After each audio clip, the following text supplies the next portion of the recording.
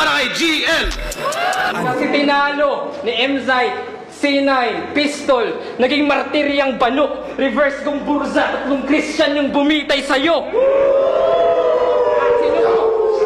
Sinubukan mong ilubog pero umahon, so please lang.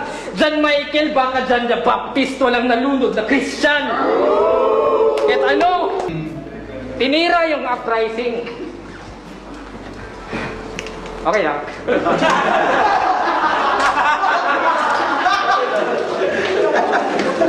Ano ba? Gusto mo pa?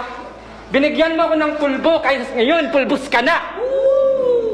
Yo! Saka, train ka na naman ng train.